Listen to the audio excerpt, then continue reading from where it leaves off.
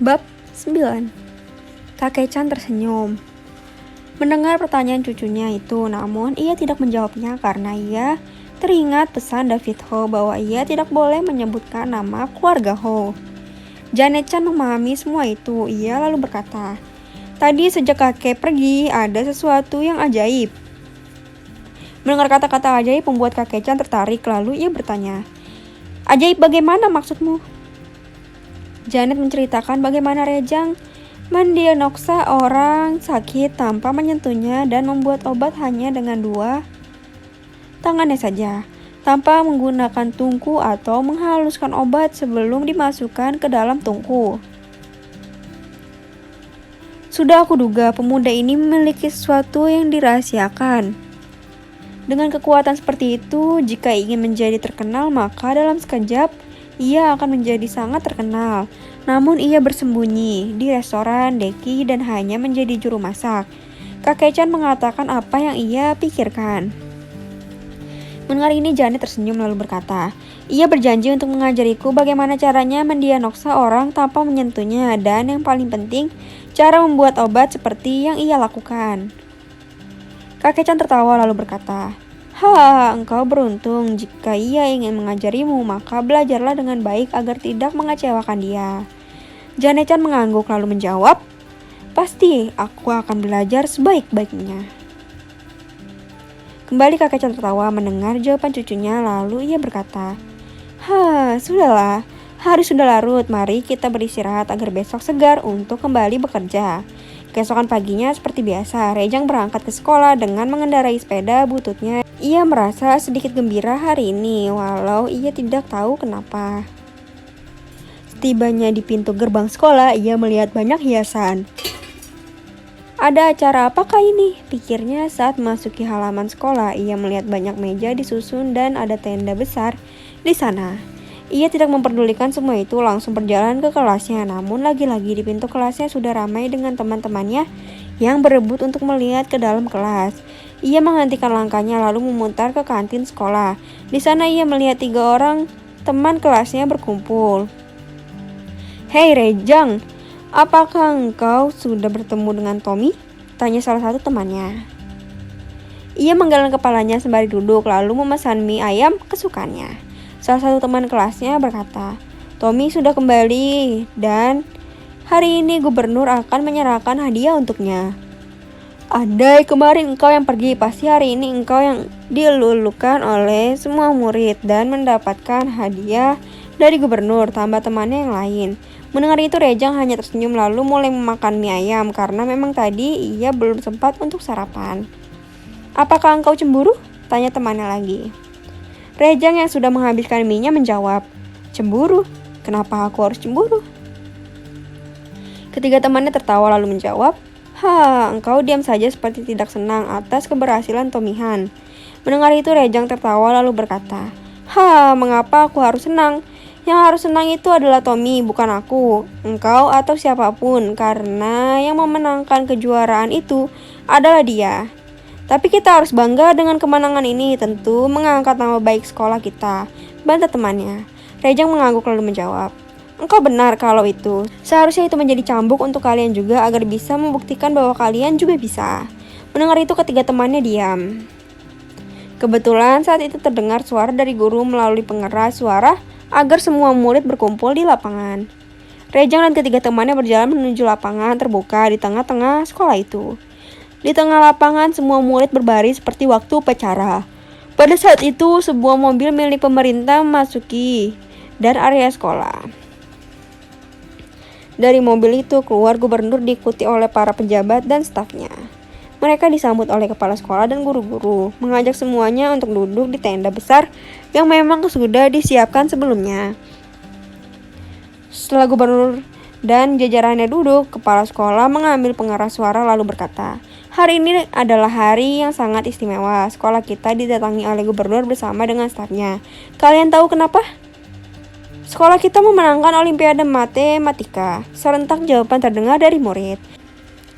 Kepala sekolah tersenyum menjawab, Kalian benar dan ini sebuah kebanggaan untuk kita dan wajib kita syukuri. Bagi siswa lain ini jadikan cambuk untuk terus maju dengan semua kekurangan kita seperti yang ditunjukkan oleh Tommy Han.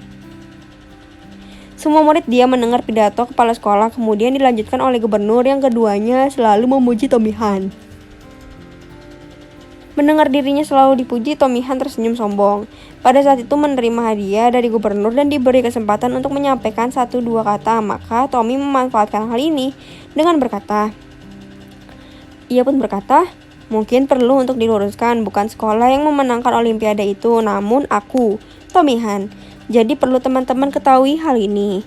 Setelah mengatakan itu dan melihat tidak ada reaksi dari teman-temannya ataupun para guru, maka ia turun dari mimbar dengan langkah tegak penuh kesombongan. Sombong, jika bukan karena Rejang, mungkin kau bukan siapa-siapa, terdengar celoteh para murid. Tommy menghentikan langkahnya menatap teman-temannya sembari tersenyum menjawab, siapa itu Rejang? Aku tidak mengenalnya. Memang karena ia. Apa itu mungkin karena negeri ini mengakui bahwa Tommy Han yang memenangkan lomba itu? Kembali terdengar jawaban dari para murid yang membantah. Bahkan ada yang mengusir Tommy dari sekolah. Melihat ini kepala sekolah maju, menenangkan para murid sembari berkata, apapun itu Tommy Han benar, ia memenangkan olimpiade ini. Namun kita harus mendoakan dirinya untuk dapat memenangkan olimpiade tingkat internasional. Kembali terdengar cemooh dari para murid. Untuk apa mendoakan orang sombong seperti itu? Hari itu Tommy Han merasa tersisihkan karena tidak ada satupun teman yang mau bermain dengannya. Ini membuat kebenciannya kepada Rejang semakin menjadi. Sore harinya seperti biasa.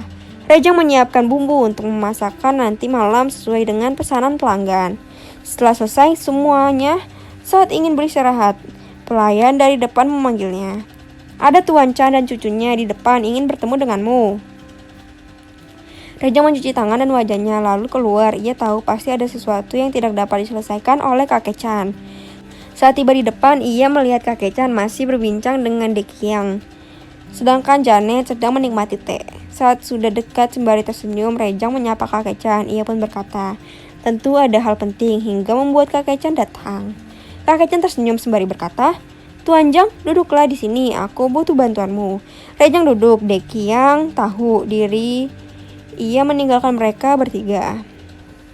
Kemarin kau tahu aku dipanggil ke kediaman gubernur. Apakah engkau tahu siapa yang sakit? Tanya kakek Chan membuka pembicaraan. Rejang menggeleng kepalanya. Melihat itu kakek Chan melanjutkan.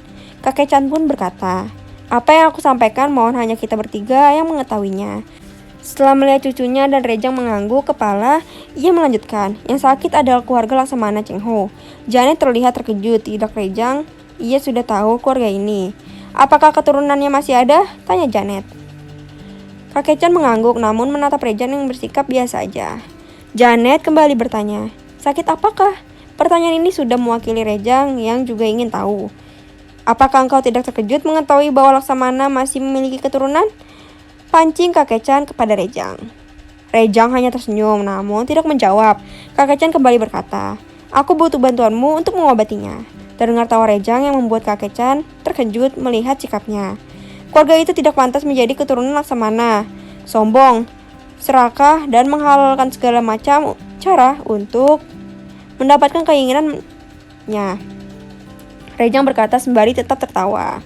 Mendengar ini kakek Chan terkejut lalu ia bertanya, apakah engkau mengenal mereka? Rejang menggeleng kepalanya lalu menjawab, tidak, hanya tahu saja keluarga itu. Kini kakek Chan yang tersenyum lalu ia bertanya, bagaimana engkau mengetahui sifat mereka? Rejang yang ditanya menjawab. Ia pun berkata, kakek, jika aku tidak salah yang sakit adalah tuan muda keluarga itu bukan? Kembali kakek Chan bingung lalu berkata, engkau penuh kejutan, bagaimana engkau bisa menebak seperti itu? Rejang pun tertawa lalu berkata, kakek Chan, ia salah satu dalam melatih ilmu bela diri bukan? Kakek Chan merubah posisi duduknya mendekat Rejang lalu kembali ia bertanya, bagaimana engkau dapat mengetahuinya? Ini rahasia keluarga itu. Rejang tersenyum tidak menjawab. Kakek Chan yang bingung menatap Rejang tanpa berkedip. Lalu ia berkata riri, siapakah sebenarnya engkau ini? Kakek, dalam hidup yang ini apa yang kita lahu? Dengar, lihat, namun hanya cukup tahu saja. Tidak lebih, engkau tidak bisa mengobatinya dan apakah engkau mengatakan ada orang lain yang bisa mengobatinya? Tanya Rejang sembari tersenyum. Mendengar ini kakek Chan tertunduk, ia merasa bersalah. Melihat itu Rejang kembali berkata, "Kakek, aku tahu hatimu yang mulia, engkau hanya ingin menyembuhkannya. Tidak berniat untuk mengatakan siapa orangnya, maka sampaikanlah kepada mereka, aku tidak bersedia mengobatinya." Kakek Chan menjawab sembari berkata, "Baik, akan aku sampaikan begitu." Rejang tersenyum lalu ia berkata, "Kakek pulanglah, beristirahatlah, agar bisa menghadapi masalah besok." Kakek Chan bagai kerbau yang ditarik talinya hanya mengikuti kata-kata Rejang. Memang dalam kata-kata Rejang, bagi orang yang dikehendaki tidak akan dapat membantah perintahnya. Setelah kakek Chan meninggalkan tempat itu, Rejang pun memasuki kamarnya untuk beristirahat. Namun pikirnya menjadi kacau, ia kembali keluar dari kamarnya mendatangi Dekiang. "Tuan, aku berterima kasih atas bantuanmu selama ini sudah memberikan tempat tinggal dan pekerjaan untukku. Namun mungkin besok aku sudah tidak bisa lagi tinggal di sini." Kata-kata keluar dari mulut Rejang. Sedangkan Deki yang mendengar ini terkejut bagai disambar petir di siang bolong. Melihat wajah Deki yang seperti mau pingsan, Rejang cepat berkata lagi, "Ini buku resep untuk masakanmu. Aku sudah melatih si Ayung, ia bisa dipercaya untuk memasak dan hasil masakannya tidak berbeda jauh denganku. Ada apakah, kenapa harus mendadak begini?" Tanyanya sambil menerima buku resep itu. Rejang tersenyum menjawab, "Setiap pertemuan ada perpisahan, waktuku di sini sudah habis, aku harus melanjutkan perjalananku." Deki yang mengangguk, ia sudah mempersiapkan hal begini karena ia tahu Rejang masih muda, suatu saat akan meninggalkan dirinya. "Kapankah engkau akan pergi?" Deki yang bertanya kepada Rejang. Rejang pun bangkit sembari berkata, "Mungkin besok sore." Setelah mengatakan itu, Rejang memasuki kamarnya untuk berkemas. Sementara itu kakek Chan yang sudah tiba di tokonya duduk melamun, tidak bisa tidur. Terdengar suara ketukan di pintu depan, membuat ia tersadar dari lamunannya. "Siapa di depan?" tanyanya. Terdengar jawaban dari luar pintu. "Aku Deki, Tuan Chan. Bolehkah aku masuk?" Kakek Chan membuka pintu dan mempersilahkan Deki yang untuk masuk. Setelah Deki duduk, ia bertanya, "Ada apakah? Wajahmu terlihat sedih." Deki mencoba untuk tersenyum lalu menjawab, "Bolehkah aku tahu apa yang Tuan Chan bicarakan dengan Rejang?" Kakek Chan terdiam kembali, ia bertanya, "Ada apakah dengannya?" "Tadi setelah engkau dan cucumu keluar, ia menemuiku untuk berpamitan," jawab Dekiang. Mendengar ini kakek Chan terkejut. Sedetik kemudian ia tertunduk sambil berkata lirih, "Ini semua salahku." Dekiang terdiam ingin mendengar penjelasan lebih lanjut. Namun kakek Chan tidak mengatakan apapun lagi. Deki kembali berkata, "Aku paham ada yang mesti aku ketahui, ada yang tidak mesti aku ketahui. Namun kita kehilangan orang yang begitu baik besok." "Maafkan aku Tuan Yang," jawab kakek Chan. Deki yang mengangguk sembari berdiri untuk pergi lalu ia berkata, "Apakah tidak ada cara lain untuk menahannya di sini?" Kakek Chan menggeleng kepalanya lalu menjawab, "Sifatnya keras, seperti langkahnya selalu maju 2-3 langkah. Jika ia ingin pergi, maka besok akan ada kegemparan di provinsi ini. Namun besok pagi aku coba untuk bicara padanya," tambah kakek Chan. Mendengar ini Deki mengangguk lalu pergi meninggalkan toko kakek Chan.